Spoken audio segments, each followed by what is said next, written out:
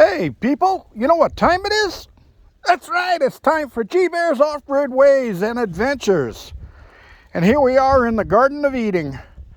And yeah, boy, I got things sprouting up all over the place. And the reason I'm actually in here is because my tomatoes needed to get transplanted. The temperature is right, the ground is right, and the tomato plants are big enough so that they want to get in and spread their roots and get a little bigger.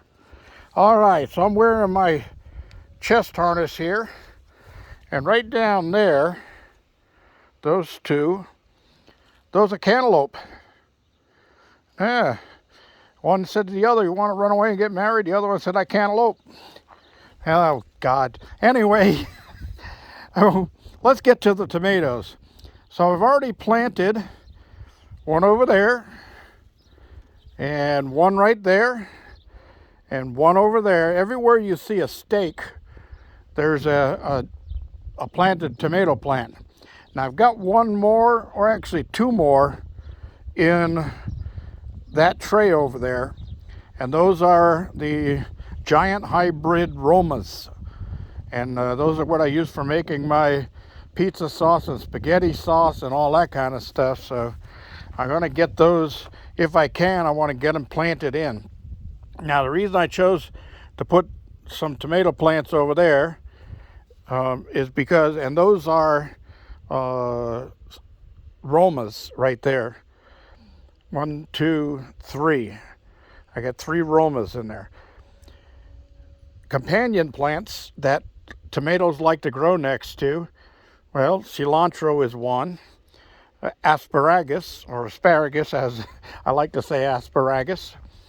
I think I told most of you, but for you newcomers, at one time I was dating a high school teacher, and she was an English teacher, and I used to mess with her by changing the pronunciation of words, and she would get a little perturbed at me for doing that, but it was fun.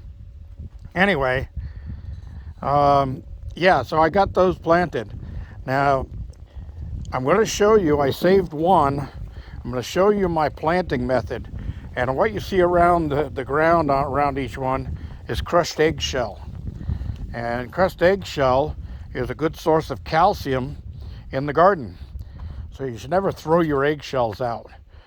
When you make eggs in the morning or use eggs to make cake or anything like that, you want to have I keep a tray like this handy, and I throw the eggshells in there, and then once they dry out really well, then I can crush them all up in real fine like this, and it makes them a little bit better to work with in the garden. Now, just about every plant, every fruit tree, citrus, you name it, every plant loves calcium, okay? There's only a couple that I could probably have to dig into my far memory of what they were. But there's only a couple of plants that don't really care for a lot of calcium. But all the others, they love lots of calcium. So, what do we do in that case? Well, when you're planting tomato plants, get yourself a pencil and paper right now, because I'm going to show you all of the things that you want to have handy when you're going to be planting or transplanting tomato plants. And this one's ready to go in. This is giant cherry red tomatoes. And so is this one over here. And you can see how short that thing is compared to how tall that one is. And it's not because this one's actually bigger than that one. It's just that you got to plant them deep. And you don't really have to dig a hole as deep as the plant. It's actually better if you dig a hole about 3 or 4 inches deep, but make it a long hole.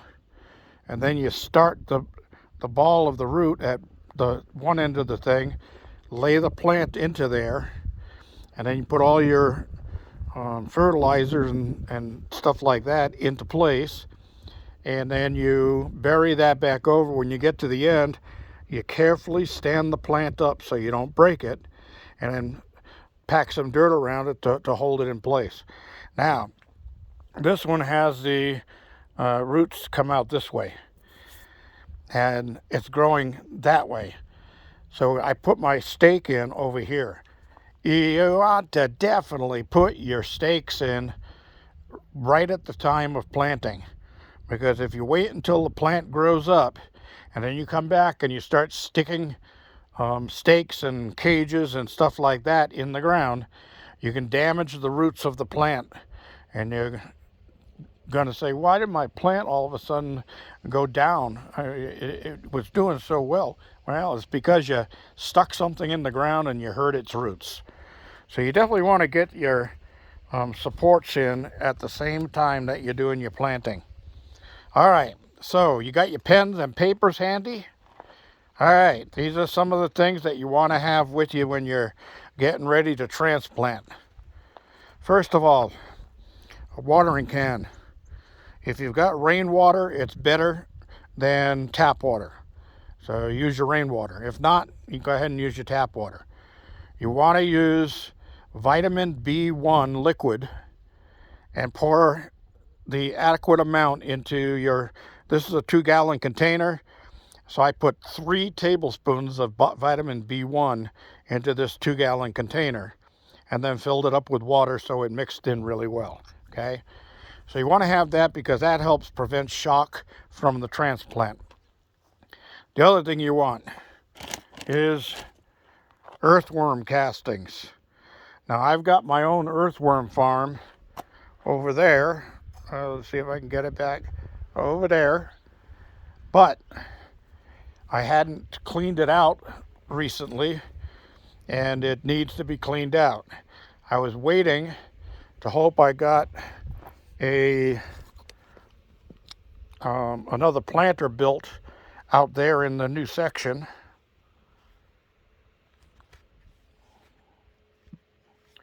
But sorry, I hit something and all of a sudden it was asking me if I wanted to shut my phone off. So anyway, I think what it's doing, oh yeah, okay, it was on the power button, so I got it fixed now. So yeah, I didn't get any planters built out there yet, so I can't take what's in that worm farm and put it into the planter. I scatter it out through the planter at about half full and then put my soil over the top. And that usually brings worms along with it into the new section of garden. But let's get back to tomatoes. All right, so you're going to have your vitamin B1 mixed in your water, all ready to go. You want to have your earthworm castings. Okay, this is all natural. I bought it because, like I said, I didn't have any ready. This can is where I keep my coffee grounds from my coffee pot. Every day when I clean the coffee grounds out, I throw them into a can like this. Now, once the can is full, then I just basically spread the coffee grounds either in my worm farm, or my compost, and if those have already gotten a lot of it, then I'll put some in the garden itself. All right, then the last thing you're going to want, your eggshells and some sweet basil seeds. And why sweet basil seeds? Well, basil is a very good companion plant to tomatoes. Not only do they get along well together and help keep the nutrients balanced in the soil around the plant, but the sweet basil will actually make your tomatoes sweeter than normal. And I know that sounds hard to believe, but if you've ever done it before, you'll never ever plant tomatoes again without putting a couple of sweet basil seeds in with the plant. All right. So on those that you only usually plant them for a garden, you're going to plant them 1/4 inch deep. Now with a tomato plant, when you're doing it, I put it down in the hole, which is a few inches deep, and it just comes up whenever it feels like it. But in the meantime, the tomato plant gets strong, and then the basil comes up around it, and they share flavors and nutrients and all that kind of stuff. All right, so let's get to it.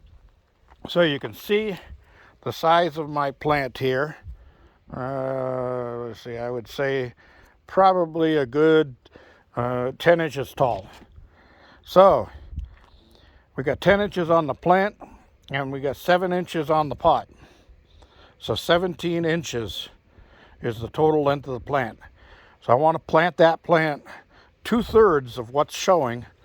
I want to be underground.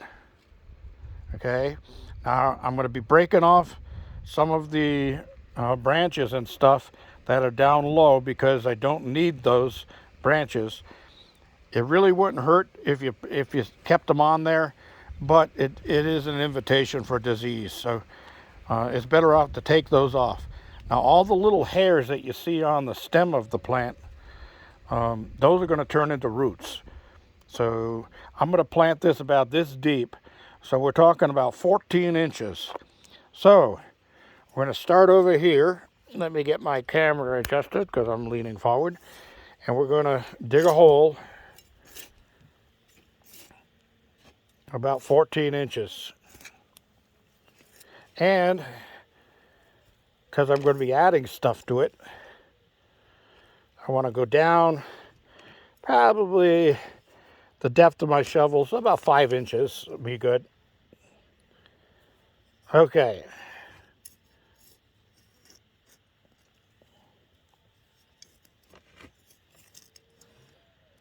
So, got that dug. So what I like to do at this point is I like to get the hole nice and wet. So I'll take my vitamin B1 and I'll get some water into the hole.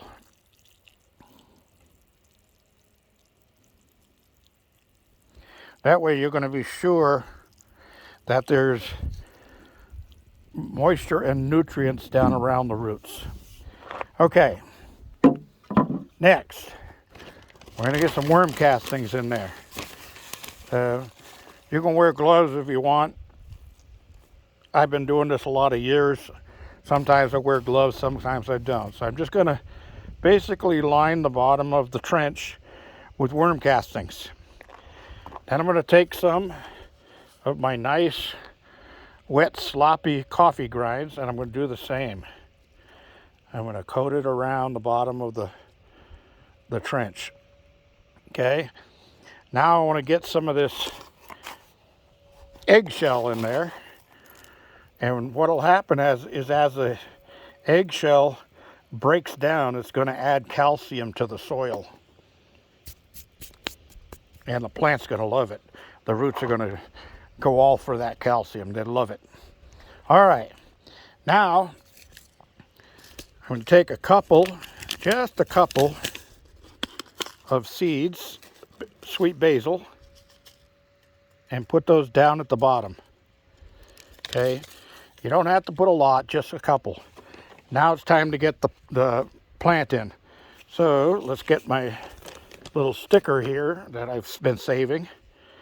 And what you want to do is crush the sides of your plastic container. And that's going to loosen everything up. Okay, now you can get a hold of the base of the plant and tilt your pot over, and you see all the roots here. Now you want to be careful not to disturb those too much, okay? So we're going to lay this in the hole like this, and then I'm going to push that down a little bit, and now I want to get some of these branches off. So I just pinch them. Yeah, they're not cooperating. Just pinch them like this and pull them off.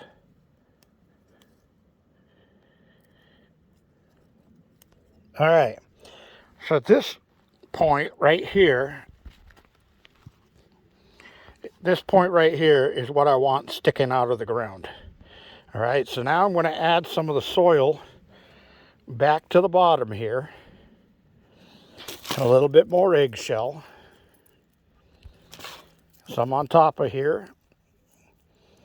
And now I'm going to put some soil on top of the base here and pull up on the plant lightly and bring soil in under and around it. All right. And you see how that worked? Not too hard, was it?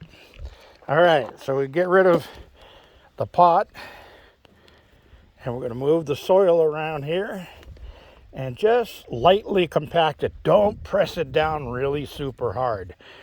You want the soil to be around the roots without air, but you also want it not to be completely compressed where the roots have to work to spread out.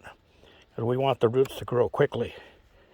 All right, so we've got that part done. Now we're going to top it off with some more eggshell.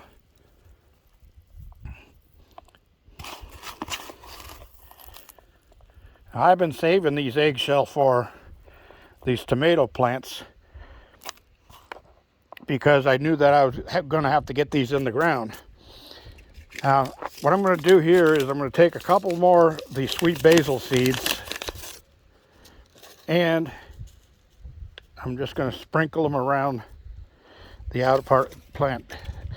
And I can cover my coffee grounds, keep the moisture in there. And I can take my worm castings out of there. And now the important part, watering. We're going to water it in really well. We want all of the ground around this thing and probably out 6, 8, 10 inches around it. We want that to be completely saturated with water and vitamin B1 because that's going to get the roots started. It's going to prevent shock and it's going to tell the tomato plant, hey, check out this bed. I'm so comfortable. And they're going to start growing like crazy. All right. So I had just about a gallon of water left in this a watering can from after finishing the other tomato plants. Now, I'm going to use the rest of it up right here because this is the last tomato plant I'm going to put in for right now.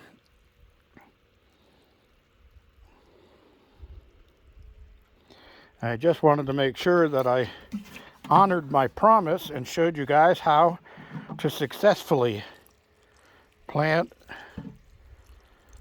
or transplant a tomato plant. Now we'll come back and we'll see these in a couple of weeks and you're going to be amazed at how fast they grow. Now, tomato plants, they're not good for your compost. You don't really want to put them in your compost. So what do I do with these? Well, I just throw them out in the desert and the critters love them. And birds will come over and they'll peck at them and eat them up. And I don't have to worry about them contaminating my compost. So let me throw these out here. I've got this cutest little finch is in that bush right over there. And he was actually inside of my garden house when I came out here this morning. How he got in, I'm not fully sure, but I think he got in through one of the vents on the greenhouse. And he was flying around inside the garden here, just loving it. Nice little yellow finch. I've seen him around now for quite a few days since I changed the seed that I'm using in the bird feeder and added that bird bath. I've got all kinds of different exotic birds all of a sudden showing up. Now you can't see that finch. He's in that bush. I see him hopping around because he's yellow and the flowers on that bush are yellow. So he kind of like blends in pretty good. He's got good camouflage. But I've also seen a couple of hummingbirds out here today. So I'm going to get the hummingbird feeder filled up. And I also have some other jobs that I've been doing, and I'll show you those in the next video. For right now, this is all we have. If anybody's got any questions, comments, leave them down below. Don't forget, thumbs up. Don't forget to subscribe and share. I appreciate that. This is G Bear signing off.